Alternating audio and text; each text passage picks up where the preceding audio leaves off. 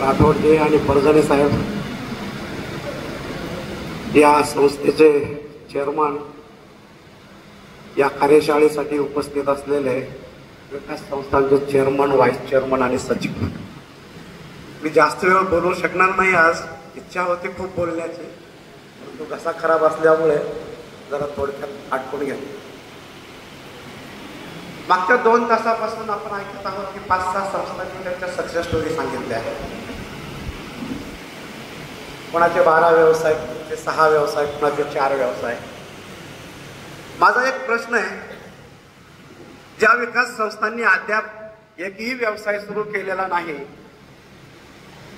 त्या संस्थेचे chairman, vice chairman आणि सचिवांना आज काय वाटते? काही आपली विचाराची दिशा बदलावी, हाच या कार्यशाळेचा हेतू होता. काय वाटते चेअरमन साहेब? कदाचित तुम्हाला असंही वाटलं असेल की पुढच्या 5-6 महिन्यामध्ये मी पण त्या स्टेजवर जाईल आणि माझ्या संस्थेची सक्सेस स्टोरी सांगेल. आणि जेव्हा प्रत्यक्षात असं घडेल तेव्हा मी म्हणेल की आजच्या कार्यशाळेचा हेतू पूर्ण झाला. 3 वर्षापूर्वी केंद्र शासनामध्ये सहकार हा स्वतंत्र विभाग सुरू झाला आणि या सहकार विभागाच्या माध्यमातून विकास संस्थांमध्ये एक प्रकारची लगबग सुरू झाली. ज्या विकास संस्था आपला राज्यातील सर्व शेतकऱ्यांना 70 ते 80% कृषी संदर्भात कर्ज पुरवठा करतात, ज्या वर्षानुवर्षे दुर्लक्षित होत्या, अशा संस्थांचं सर्वप्रथम संगणकीकरण करणं इथून सुरुवात झाली. आणि मग कोणत्याही संस्थेचं संगणकीकरण झालं म्हणजे काय संस्था सक्षम झाली का? तर नाहीये. सक्षम करण्यासाठी वेगवेगळ्या योजना या संस्थांना केंद्र शासनाने घोषित केल्या आणि त्याचा पहिला भाग म्हणून उपविधीमध्ये 31 प्रकारचे जे आपले उद्देश होते ते 31 प्रकारावरून 151 वरती गेले. आणि मग तुम्ही जेव्हा मार्केटमध्ये फिराल, जाल, जो उद्योग तुम्ही बघाल तो उद्योग संस्था करू शकते त्याची तुम्हाला खात्री येईल. पण कधी संचालक मंडळाच्या सभेमध्ये 151 प्रकारचे उद्देशाचं वाचन झालं असेल तर, नाहीतर आम्ही एकतर्फी 151 प्रकारचे उद्देश तुम्ही करू शकता असं सांगायचं आणि प्रत्यक्षात ज्यांनी त्याची अंमलबजावणी करायची आहे त्यांनी जर ते वाचले नाही तर मग आम्ही एका बाजूनं एखादा व्यवसाय तुमच्यावरती उपयोग नाही. तुमच्या गावामध्ये तुमच्या सभासदांची गरज काय आहे हे मला माहित नाही. मला जिल्ह्याच्या ठिकाणी बसून माहित नाही, तालुक्याच्या ठिकाणी AR साहेबांना माहित नाही. आणि ते जर माहित करायला गेले तर त्यांचा 3 वर्षाचा कालावधी यातच जाईल. पण तुम्ही संचालक, चेअरमन, व्हाईस चेअरमन, सचिव हे त्या गावाशी कायमस्वरूपी जोडलेले आहात आणि तुम्हाला न विचारता, तुम्ही जास्त विचार न करता सांगू शकाल की माझ्या गावाला कोणत्या व्यवसायाची गरज आहे. मग जर व्यवसायाची गरज आहे, शासनाचा त्याला पूर्णतः पाठबळ आहे, तर मग अडथळा काय? आणि हा अडथळा जो आम्हाला मागच्या 1.5 वर्षापासून जाणवतोय, ज्या प्रकारे संस्थांनी आम्हाला प्रतिसाद देणं अपेक्षित होतं, ज्या संख्येने आजपर्यंत व्यवसाय सुरू होणं अपेक्षित होतं, त्या संख्येनं व्यवसाय सुरू झालेले नाहीत. आणि म्हणून हा एक विचार आला की एक छोटासा 2-3 तासाचा संवाद विकास संस्थांच्या पदाधिकाऱ्यांशी साधावा. असाच एक प्रयोग मागच्या महिन्यामध्ये हातकणंगले तालुक्यामध्ये झाला आणि तिथं आम्हाला खूप चांगला प्रतिसाद मिळाला. म्हणजे 1 महिना पूर्ण होता कितीतरी संस्थांनी त्यांचे व्यवसाय सुरू केले आणि आज मला खरंच त्यांच्याबद्दल अभिमान वाटतो. मग का नाही असं प्रत्येक तालुक्यामध्ये जावं आणि संस्थांच्या पदाधिकाऱ्याशी संवाद साधावा. आणि त्याहीपेक्षा आम्ही वेगळं सांगण्यापेक्षा आपल्याच तालुक्यातल्या संस्था आपल्या समोर उदाहरण आहेत.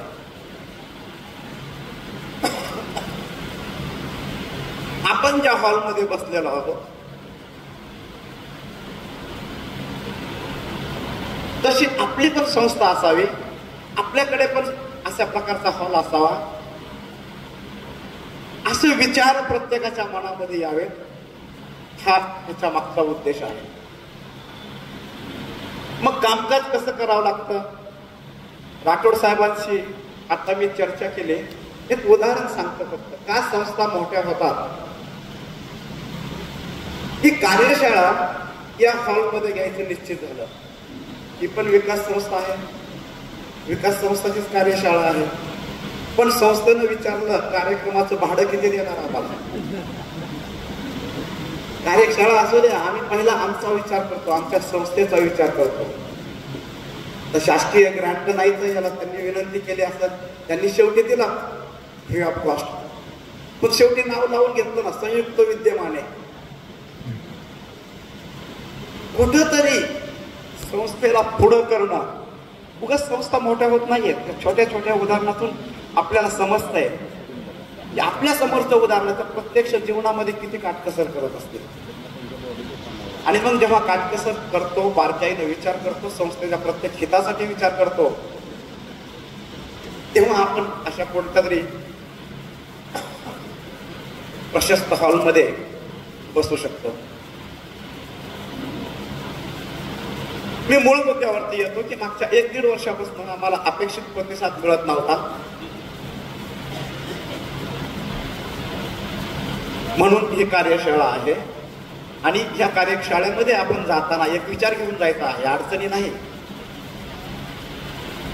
की माझ्या संस्थेसाठी मला किमान एक व्यवसाय सुरू करायचा आहे. आणि आपल्या महाराष्ट्रात आणि विशेषतः कोल्हापूर जिल्ह्यामध्ये असं कोणतं गाव नसेल असं मला तरी वाटतंय की जिथं व्यवसाय सुरू होणार नाही. एका पदाधिकाऱ्याने मग अशी अडचण सांगितली, आमचं छोटंसं गाव आहे, जास्त व्यवहार नाही आहे, पण एका विकास संस्थेला किमान 1.5 कोटीचा तो व्यवसाय करावा कर्ज वाटत. आणि मग त्याच्यापेक्षा आपण खाली जात असेल तर मग आपण त्या संस्थेचं स्टँडर्ड राखत नाही. आणि मग प्रश्न येतात गट होत्या, वेतनाचे आणि बाकीचे सर्व खर्च करणे.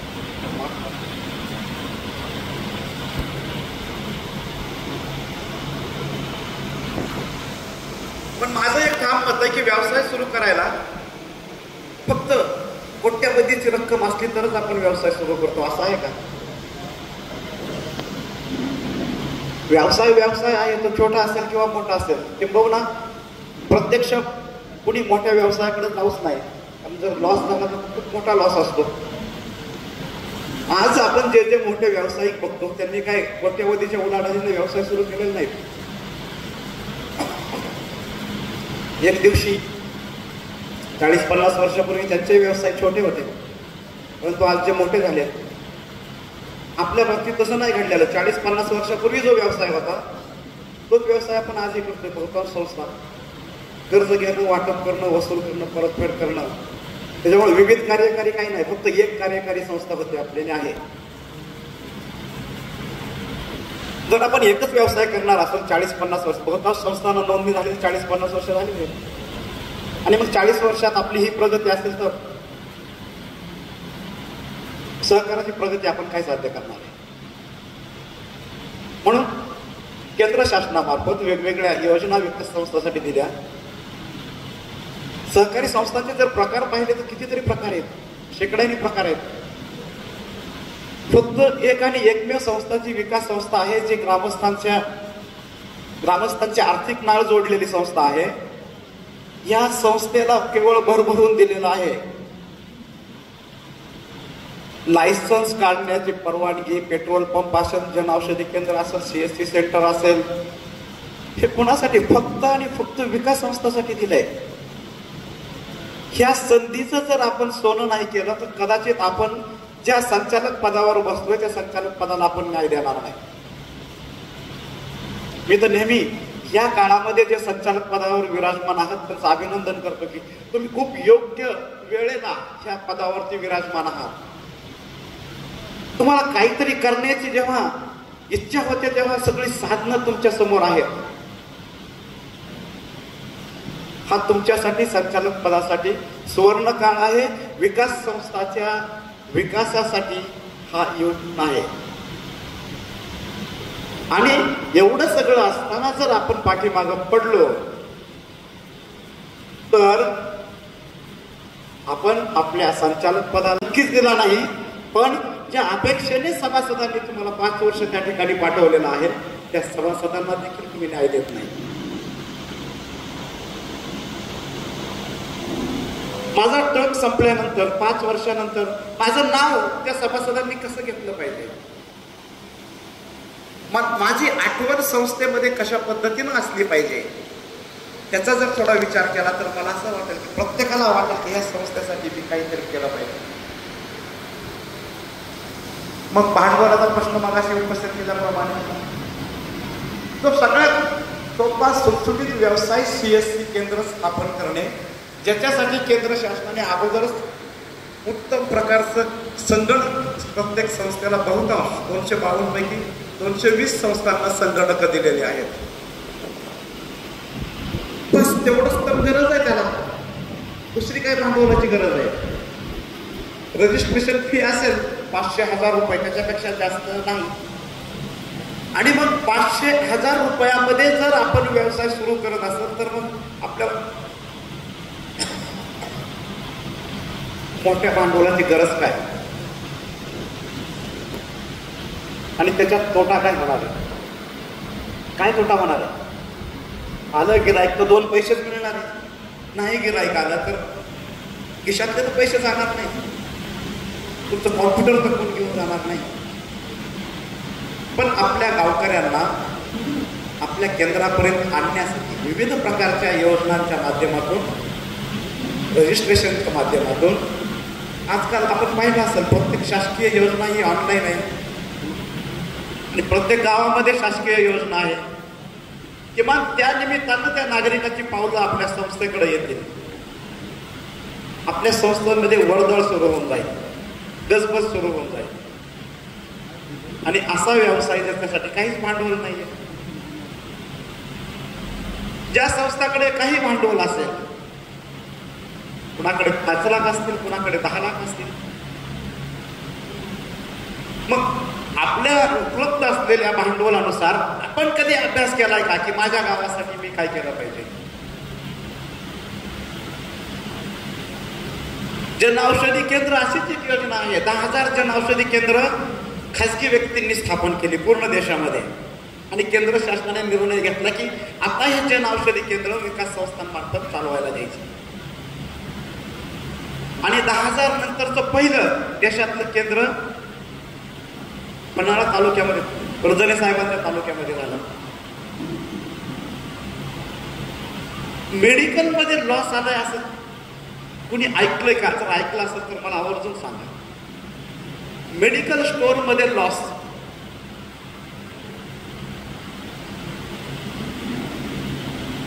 आणि दुसऱ्या मेडिकल एवढं निश्चितच ह्याच्यामध्ये फायदा नसेल. कारण जनऔषधी केंद्र मुळात ही अशी औषधं आहेत की त्याच दर्जाच्या औषधाच्या जवळजवळ 70 ते 80% कमी रकमेमध्ये ही औषधं मिळतात. मग आपल्या सभासदाच्या खिशातले 4 पैसे जर आपण या मेडिकलच्या निमित्ताने वाचवले तर आपलं नाव निघणार नाही गावामध्ये.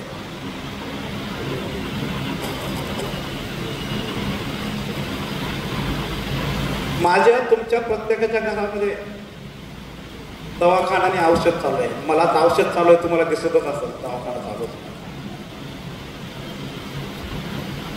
म्हणजे प्रत्येक कुटुंबाचं काहीतरी टक्केवारी ह्या औषधासाठी जाते आणि त्या टक्केवारीत आपण जर 70-80 टक्केवारी कमी करू शकलो जन औषधी केंद्राच्या माध्यमातून तर हा पण एक प्रकारचा आर्थिक मदत आहे आपल्या सभासदांना.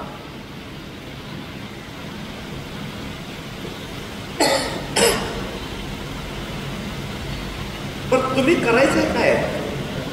फक्त ऑनलाईन ऍप्लिकेशन करायचे. बाकी आमचे AR ऑफिस आहे, TDR ऑफिस आहे, आम्ही पाठपुरावा करायला तयार आहे त्याच्या लायसन्सचा.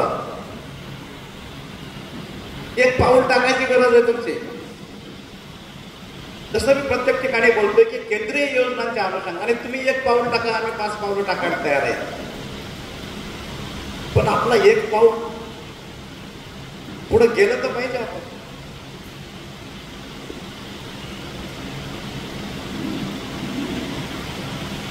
किसान समृद्धी केंद्र आहे. आपण एका संस्थेला सांगितलं आपल्याला कमी किमतीमध्ये आम्ही अवजार सभासदांना उपलब्ध करून देतो. आता कुठं प्रश्न येतो छोट्या गावाचा आणि मोठ्या गावाचा? इथं शेतकरी तर प्रत्येक गावामध्ये आहेत ना. मी असं म्हणेल की ना की किसान समृद्धी केंद्र छोट्या गावामध्ये जास्त फायदेशीर आहेत. तिथं छोटे छोटे शेतकरी आहेत, ना ट्रॅक्टर घेऊ शकतात ना हार्वेस्टर घेऊ शकतात. संस्थेच्या माध्यमातून काही प्रमाणात गुंतवणूक केली तर कमी दरामध्ये त्यांना ही गोष्टी सहजरित्या उपलब्ध होतील. त्यामुळे अडचणी जर आपण मांडायला लागलो आपण काहीच करू शकणार नाही.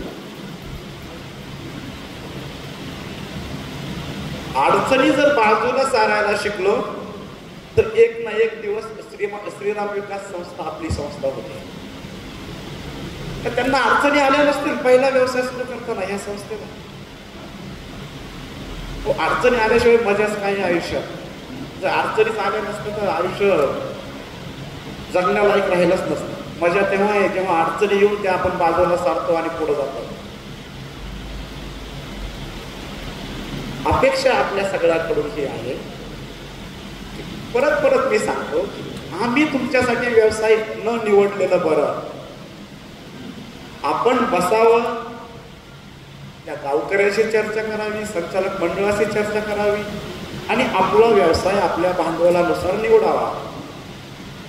समजा आपल्याला एखादा व्यवसाय सुरू करण्याची खूप इच्छा आहे आणि भांडवल नाही. जिल्हा मध्यवर्ती बँक आहे. सुदैवाने आर्थिक स्थिती आपल्या बँकेची खूप चांगली आहे. आपण जर योग्य प्रकारे प्रोजेक्ट रिपोर्ट तयार केला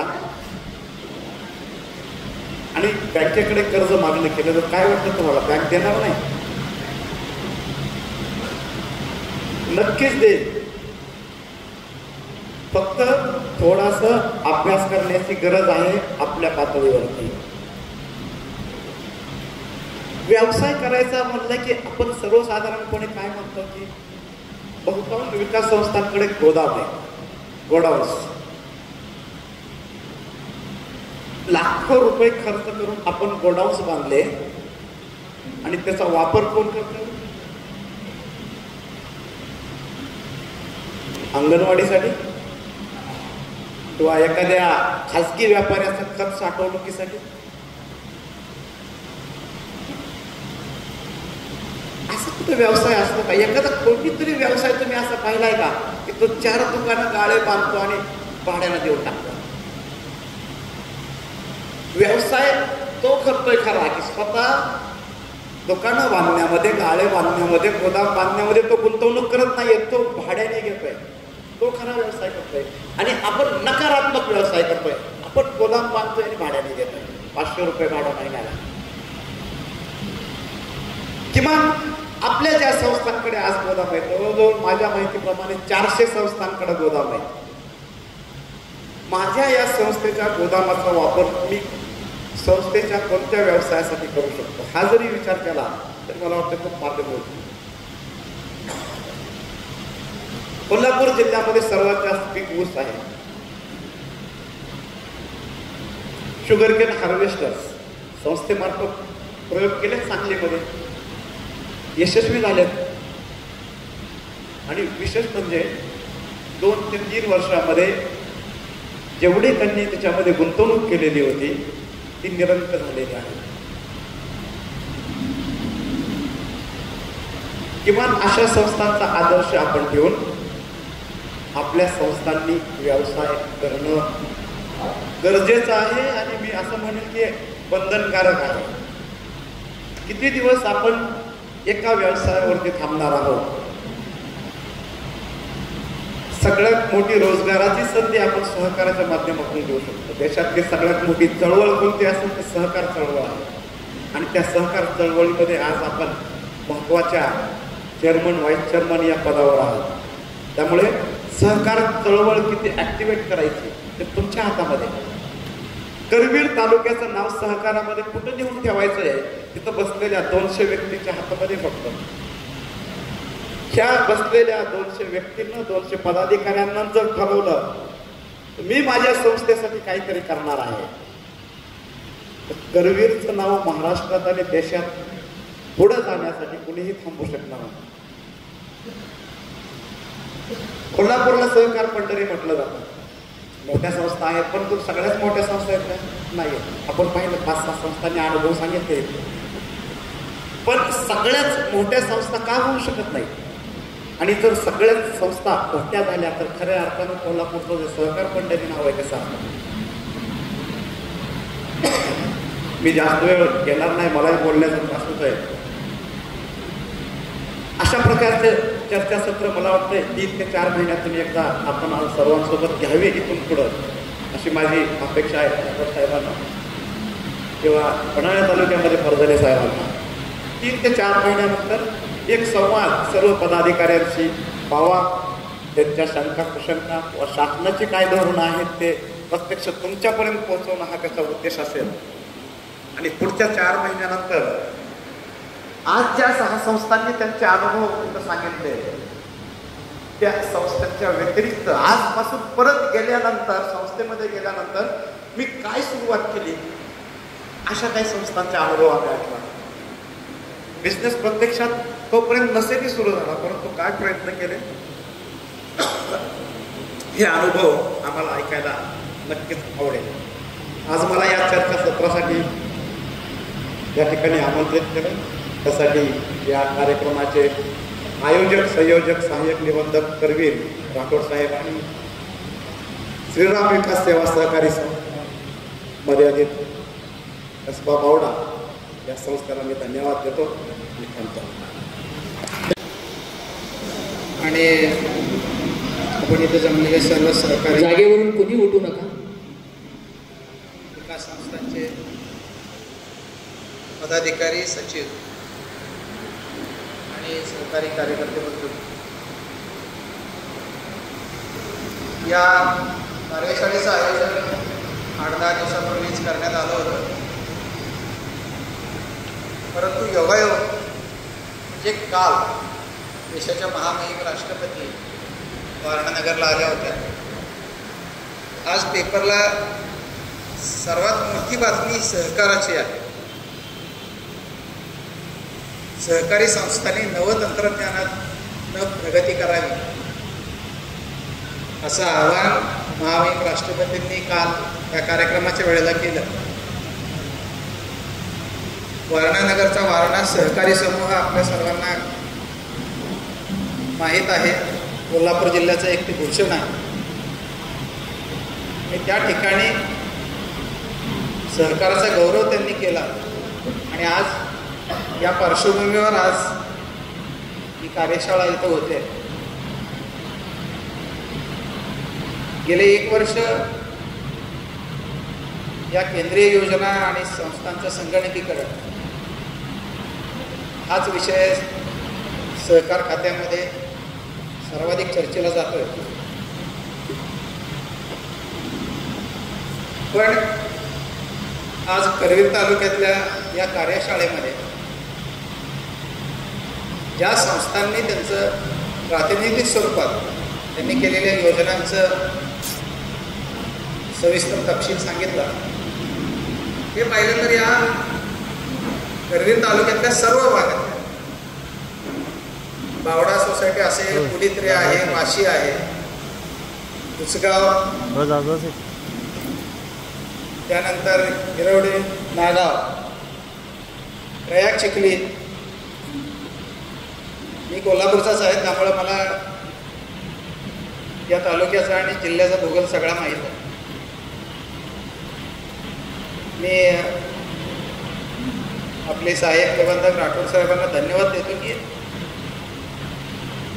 काही संस्थांच्या यशोगाथा सांगताना, निवडताना त्यांनी या करवीर तालुक्यातल्या सर्व भागातल्या संस्थांची निवड केली. असं म्हणता कामा नाही कोणी की रामबावडा सोसायटीला ती शहरात आहे, मोठी आहे, जुनी आहे म्हणून त्यांनी एवढी प्रगती केली, एवढे योजना चालवलेल्या आहेत. पण अगदी छोट्या छोट्या संस्थेचं सुद्धा इच्छाशक्ती किती प्रबळ आहे हे दाखवून देत त्यांनी काही छोटे का होईना पण यशस्वीपणे उद्योग चालू केलेले आहेत आणि यशस्वीपणे चालवलेले आहेत. रामबावडा सोसायटी चेअरमॅन गुजपे साहेबांना माहीत नसेल, पण 29 वर्षापूर्वी आम्ही ज्या वेळेला सहकार खात्यात पहिल्यांदा आलो 94ला, त्यावेळेला प्रोबेशनमध्ये असताना चांगल्या सहकारी संस्थांना भेटी देण्याचं, तिथं भेट देऊन तिथं काहीतरी माहिती घेण्याचं जेव्हा सांगितलं होतं, त्यावेळेला पहिल्यांदा या रामबावडा सोसायटीत आम्ही आलो. म्हणजे त्याही वेळेला ती 30 वर्षापूर्वी ही श्रीराम विकास सोसायटी असं म्हणत नाही, रामबावडाच म्हणतो. त्याही वेळेला ती संस्था मोठी होती. आज मगाशी त्यांनी सांगितलं की 227 कोटीचं त्यांची उलाढाल आहे, 70 कोटीचं खेळतं भांडवल आहे, 32 कोटीचे TVR पुस्तक आहे. त्याचा काय करायचं असं त्यांना प्रश्न पडला. पण ही एका बाजूला झाली. पण आमचे 2 मार्गदर्शक वक्ते, जिल्हा उपनिबंधक खरेसाहेब आणि सहाय्यक निबंधक अनाळा कर्जने साहेबांनी विस्तृत विवेचन केलेलं आहे. व्यवसाय कोणते निवडावेत हा चॉईस संस्थांचा आहे, पण ते कशा पद्धतीने चालवता येतील, फायदेशीर कसे चालवता येतील आणि त्याचबरोबर गावातल्या सर्व नागरिकांना सहकाराच्या माध्यमातून त्याचा फायदा कसा होईल हे फार सुंदर या दोन्ही वक्त्यांनी सांगितलं. सप्टेंबर महिना सुरू झालेला आहे. जे आमच्या वक्त्यांनी आवाहन केलं तेच मी सांगेन की किमान एक व्यवसाय आपण निवडावा. सप्टेंबर महिन्यामध्ये बहुतेक संस्थांच्या वार्षिक सभा आहेत. या वर्षीच्या वार्षिक सभेमध्ये त्याच्या अगोदरच आमचे सचिव बंधूंनी पूर्वतयारी करावी आणि या वर्षीच्या वार्षिक सभेमध्ये असा निर्णय घ्यावा की एक व्यवसाय चालवावा आणि तो गावातल्या सर्व ग्रामस्थांना उपयोगात येईल अशा पद्धतीनं तो निवडावा. या कार्यशाळेसाठी मी आतापर्यंत आणखी एका तालुक्याच्या कार्यशाळेला गेलो होतो, खरेसाहेबसुद्धा होते तेव्हा. पण करवीर तालुका हा कोल्हापूर जिल्हा तर देशामध्ये सहकारात विशेषतः पीक कर्ज किंवा विविध सहकारी संस्थांच्याबद्दल अग्रेसर आहेच. पण करवीर तालुक्यामध्ये 252 विविध कार्यकारी संस्था आहेत. हा देशभरातला सर्वाधिक आकडा. महाराष्ट्रामध्ये विकास संस्था म्हटलं तर करवीर तालुक्याकडे बोट दाखवलं जातं आणि त्याहीपेक्षा या तालुक्याचा भूगोल बघितला तर फार एक्स्ट्रीम कंडिशन्स नाहीत.